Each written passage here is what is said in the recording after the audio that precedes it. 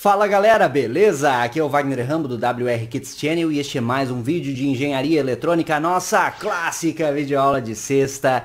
Muitos pediram o projeto de um oscilador utilizando portas XOR. Achei bem interessante, pois eu ainda não tinha apresentado e trago hoje uma topologia que vamos analisar detalhadamente no laboratório e também compreender o funcionamento do circuito, como já é tradicional aqui nas clássicas. Like de sempre, inscrição no canal e ative o sininho. Compartilhe com todo mundo o conteúdo do WR Kits. Este vídeo é um oferecimento da Toroid do Brasil. Precisa de uma cotação para o seu transformador toroidal sob medida para o projeto? Entre em contato, é toroid.com.br. Verifique o link na descrição, faça a cotação. Também indutores toroidais, se você precisar, pode encomendar com a Toroid, toroid.com.br. Cursos Hotmart WR Kits. Muitos conteúdos interessantíssimos aqui na descrição, clique em mostrar mais e assine a revista eletrônica WR. Lançamos recentemente a segunda edição, já tem 2 edições de conteúdo para você conferir, reviver a nostalgia das clássicas publicações. Tem sexta, tem clássica, tem sexta, tem legendária, tem sexta, tem videoaula no canal WR Kits. Prontos? Let's get started!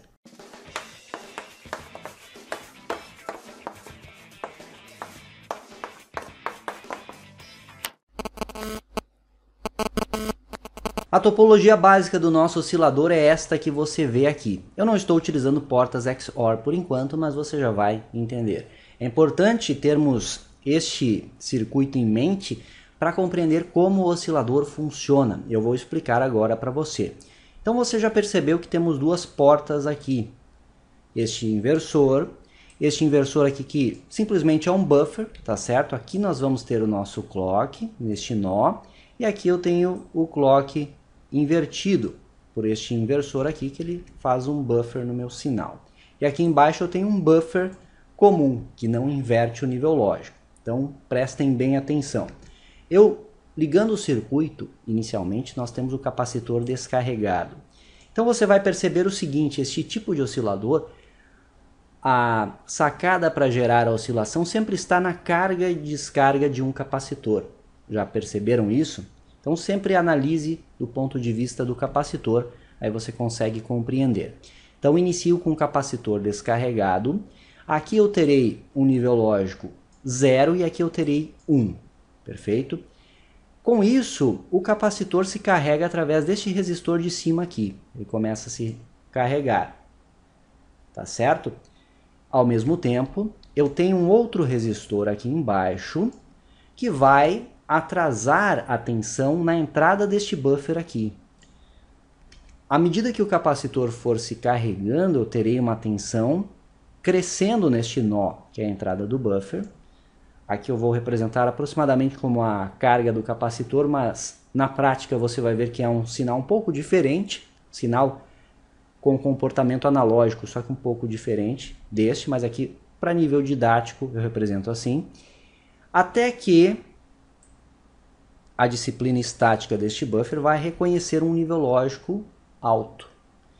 Reconhecer o nível lógico alto aqui, 1, na saída do buffer, eu tenho 1 também, pois é um buffer que não inverte. Tendo 1 aqui, eu troco a entrada desta porta inversora para 1, que começou em 0, lembram disso? Se eu troco para 1, inverteu aqui, aqui vira 0. Concorda comigo? Quando eu tiver 0 aqui, o que vai acontecer? Eu provoco a descarga do capacitor pelo resistor de cima. Perfeito? Provocando a descarga do capacitor pelo resistor de cima, eu tenho também um atraso de tensão provocado por este resistor de baixo, que vai fazer a tensão neste nó baixar. Novamente eu represento como uma descarga do capacitor, mas na prática é um sinal um pouco diferente que surge nesse nó. Mas até que baixe a um determinado nível que o buffer comum aqui vai reconhecer este nível como 0. Reconheceu como 0, ele em sua saída vai apresentar também um 0 e vai colocar um 0 na entrada deste inversor. Como é um inversor, na saída do inversor teremos o nível lógico alto, portanto 1. Tendo 1 aqui, o capacitor volta a se carregar pelo resistor e o ciclo se repete indefinidamente. esse é o funcionamento do nosso oscilador, esta topologia que nos ajuda bastante a entender o circuito final. Eu tenho, portanto, aqui o meu sinal, um sinal retangular aí, e este inversor aqui vai inverter o sinal, vai funcionar como um buffer inversor. E aqui está o meu clock correto. Olhe para o circuito e veja este outro exemplo aqui. Esta topologia aqui acaba sendo um circuito similar, só que aqui eu já estou utilizando apenas portas inversoras. Aqui está o meu inversor, que analisamos aí. Aqui está o capacitor e os resistores. Aqui é o resistor por onde o capacitor se carrega e descarrega. Aqui o buffer de saída, buffer inversor de saída. E aqui o buffer comum, que não inverte o sinal, pois eu tenho dois inversores em série. Isso me resulta aqui em um buffer comum. Ou seja, o nível lógico que aparece aqui, por exemplo, 0, vai aparecer igual aqui, ó, 0. Quando aparecer aqui 1, aqui aparece 1. Este circuito, utilizando um circuito integrado contendo portas inversoras, vai funcionar também como um oscilador. Então fica outra dica para você. Mas queremos utilizar portas XOR, portas ou exclusivo. Aí nós recordamos daquela propriedade interessante das XOR que funcionam como um inversor controlado. Como isso? A porta XOR, eu vou desenhar aqui, mas você já vai ver o circuito bonitinho, tá certo? Tá horrível o desenho, mas dá para entender. Imaginem que uma das entradas tenha o meu clock, tá certo? Aqui, se eu colocar a outra entrada em 1 na minha saída, eu terei o inverso deste clock aqui. Portanto, eu terei esta forma de onda aqui.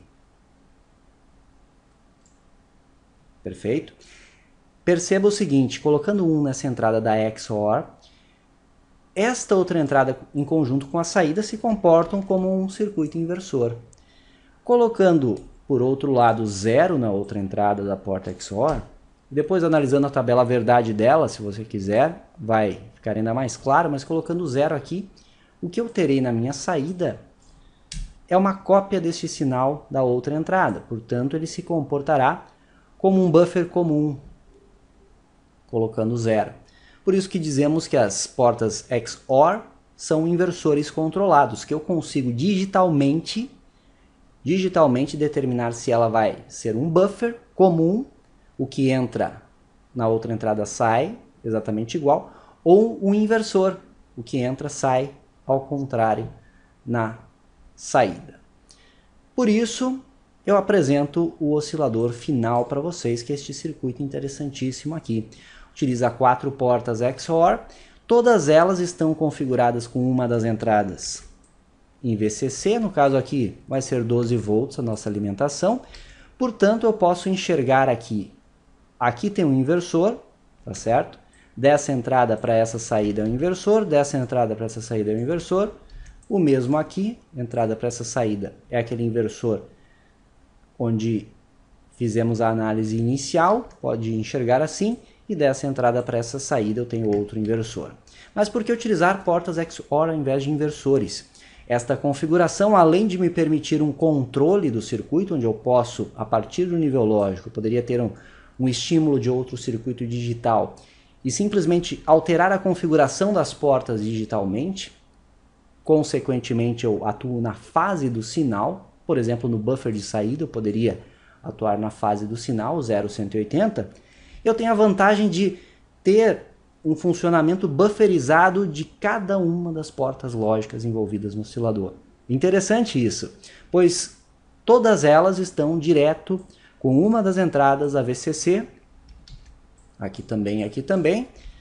Isso me garante um reforço na intensidade de corrente do sinal, na passagem de cada uma das portas lógicas. Então eu tenho a condição de acionar cargas mais pesadas aqui na saída, ao mesmo tempo que eu tenho um sinal com maior estabilidade, meu sinal ali vai estar mais estável. E esta sacada de estabilidade também é interessante por causa da malha utilizada no circuito, uma vez que eu não tenho uma ligação do capacitor a GND. Com isso eu garanto maior estabilidade de oscilação.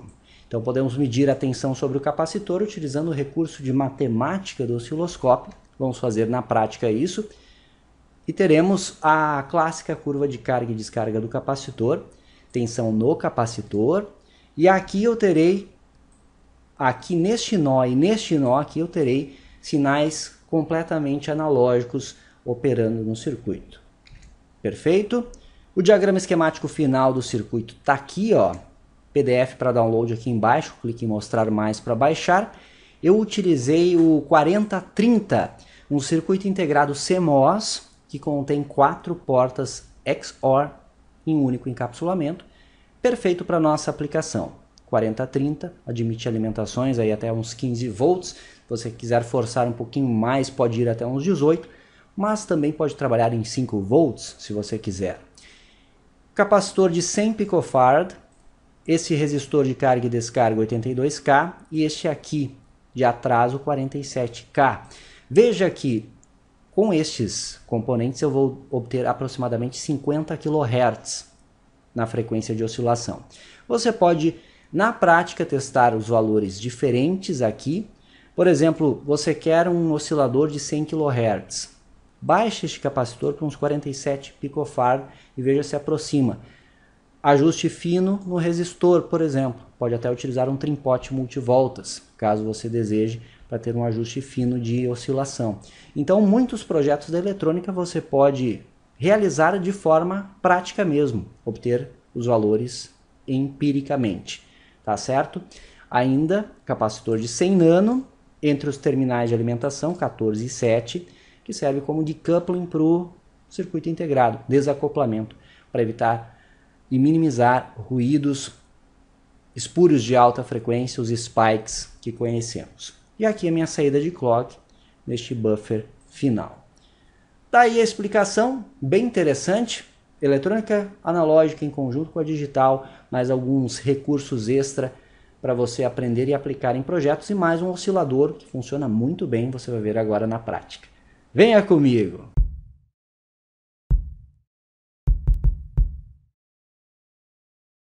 E vamos para o teste prático de mais um circuito oscilador aqui numa clássica de sexta, mais uma aplicação útil para você.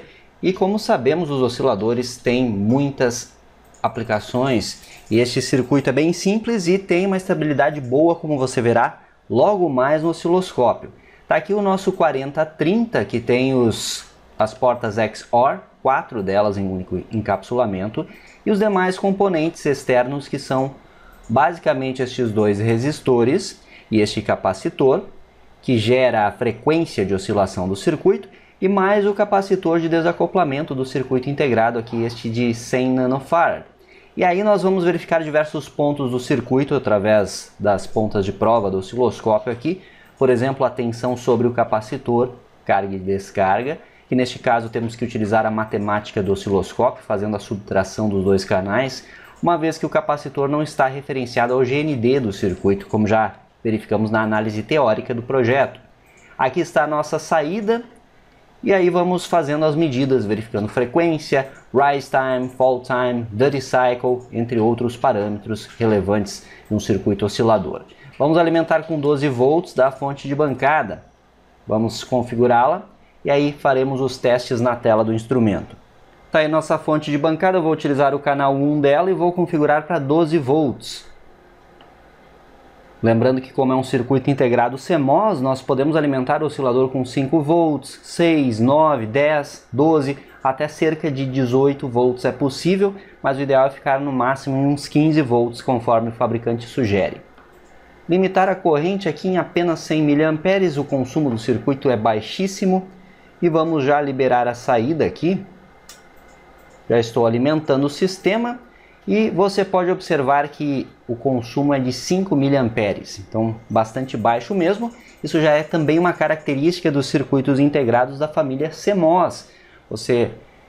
Se você for utilizar um TTL, vai ter um consumo um pouco superior, mas é claro, não tão exagerado. O canal 3 do osciloscópio está ligado na saída do circuito. saída principal aqui. Tá certo? Vamos inicialmente analisar o canal 3. Para isso eu vou desligar o 1, desligar o 2. Vamos ajustar aqui e vamos configurar o trigger para o canal 3. Tá aí. E aí já temos a característica típica de um oscilador CMOS. A forma de onda já nos entrega isso, essa forma de onda com um aspecto um pouco mais arredondado. E eu já inicio com a borda de descida aqui, estou trigando para a borda de descida.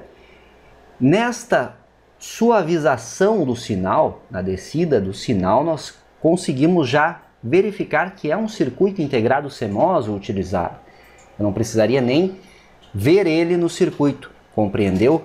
Pois quem acompanha o canal já viu outras análises com TTL, sabe muito bem que a família TTL tem a característica de uma sink current alta. Significa que na descida do sinal, a minha corrente é alta a ponto de termos um pico de tensão negativo aqui. Então nós teríamos uma descida abrupta no sinal e ao invés dele se comportar como uma rampa que estabiliza até os 0 volts, que você pode observar aqui, teríamos um pico negativo de tensão muito breve, é verdade, mas uma característica notável da família TTL. Subida e descida juntos aí para você no osciloscópio. A subida também é suave no CMOS e aqui apenas a borda de subida do sinal. Vamos nas medidas aqui, vamos remover essas que estavam e vamos adicionar outras. Eu poderia adicionar várias medidas ao mesmo tempo, mas eu quero inicialmente ver a frequência do meu sinal. Vamos medir também rise time, fall time e o DUT positivo, ciclo de trabalho positivo do sinal. Medidas adicionadas na tela, já tenho a informação do rise aqui, ó, 21 nanosegundos aproximadamente, e podemos observar na descida um fall time de 19,5, podemos dizer. Isso significa que temos um tempo de subida e um tempo de descida praticamente iguais. Diminuindo aqui o zoom horizontal, nós podemos observar as outras medidas. Temos uma frequência próxima aí dos 50 kHz, 48,33. Aqui o rise e o fall, juntos para você ver, estão muito próximos dos 20 nanosegundos. E o Duty Cycle positivo em 52,2%, praticamente 50%. Mas se você olhar com atenção a forma de onda, pode observar que temos sim um ciclo de trabalho, o tempo em que o sinal permanece em nível lógico alto, maior do que o tempo em que ele está em nível lógico baixo. Vamos acrescentar as outras formas de onda agora no nosso osciloscópio aí na tela. Eu vou deixar o canal 3 aqui em cima, que é a saída do circuito. Eu vou ligar o canal 1 e o canal 2. Olha que interessante. O canal 1 é o pino 3 do circuito integrado. Se você tem o PDF aí do esquemático, dê uma olhada. E o canal 2 está aqui na junção do capacitor com os resistores. Eu tenho, portanto, a tensão superior do capacitor em azul e inferior em amarelo. A diferença das duas me dá a tensão em cima do capacitor. Para isso vamos utilizar a matemática do osciloscópio. Vamos remover as medidas, já fizemos a nossa análise aí para limpar esse menu. Vamos ligar a matemática e eu já estou aqui no menu da matemática fazendo 2 menos 1, canal 2 menos o canal 1. Então está tudo certo. Eu já consigo verificar essa questão. Em 5 volts por divisão, eu tenho aqui a carga e a descarga do capacitor. Conseguimos observar claramente que o canal 3, agora eu vou sobrepor o canal 3, a forma de onda de carga e descarga do capacitor, que é a minha saída final do circuito. Quando eu tenho nível lógico baixo na saída, o capacitor está se carregando. Isso fecha com a nossa análise teórica, uma vez que a saída final do circuito é o inversor buffer. Se eu ligar antes do inversor, eu vou ter a forma de onda oposta, obviamente. E aí eu tenho o nível lógico alto. Então aqui é a saída do inversor que me dá a carga do capacitor. Lembram disso na nossa análise teórica? A saída do inversor que faz o capacitor se carregar até que o buffer identifique um limiar de tensão de modo a trocar o nível lógico. Então, inversor em low, a descarga começa a ocorrer. Identificou o nível lógico baixo, troca o sinal e o ciclo se repete indefinidamente. Tá aí, comprovado para você nas formas de onda. Bem interessante, não é? Nós temos, portanto, uma interface analógica digital, de certa forma um comportamento Schmitt-Trigger. Se eu ligar no lado oposto, vou pegar o canal 1 aqui, vamos desligar a matemática, agora já vimos a tensão no capacitor. Se eu ligar no lado oposto aqui, onde está o outro resistor, que é justamente o pino 6 aqui, ó, do circuito integrado, veja no PDF, eu tenho essa forma de onda um pouco estranha em amarelo. Estão vendo? A forma de onda em amarelo é a identificação do meu buffer. Compreendeu? Nós temos um sinal analógico aqui que é identificado pelos limiares de tensão da disciplina estática, que rege o 40-30, onde então a troca de nível lógico ocorre na saída do buffer, criando a oscilação. Está aí explicado na prática este oscilador e você viu uma forma de onda incrivelmente estável na tela. Olha que bacana. Realmente um oscilador bacana para você utilizar em projetos diversos. E eu lembro você que facilmente você altera esta frequência modificando os 3 componentes. Aí você pode fazer testes de forma empírica, testar na prática isso até obter uma frequência desejada. Precisa de uns 100 kHz, diminua um pouco o valor do capacitor para uns 82 picofarad, por exemplo, ou 47, até aproximar destes 100, ou precisa de 20 kHz, aumente um pouco, 220 picofarad, 430, e os resistores você também pode dar uma jogada de valor para um ajuste fino. Aí a dica clássica para você, gosto muito de apresentar circuitos osciladores, pois nos permite entender o funcionamento de portas lógicas, circuitos digitais, disciplina estática, ao mesmo tempo que vemos na prática que a eletrônica digital não existe sem a boa e velha eletrônica analógica. Comentário, like de sempre, deixe seu feedback, muito importante para nós. Temos aí mais uma clássica no seu WR Kits Channel. Esse foi mais um vídeo de engenharia eletrônica, nossa clássica videoaula de sexta. Aquele like, hein? Clique em gostei, compartilhe com todo mundo. Nos siga nas demais redes sociais, tem o meu Instagram WR Kits, Twitter, Facebook, canal no Telegram. Aqui na descrição você encontra tudo. Like, inscrição no canal. Eu lembro que isso é engenharia, o uso intencional da ciência. Tenham todos um ótimo final de semana, aquele abraço e até a próxima.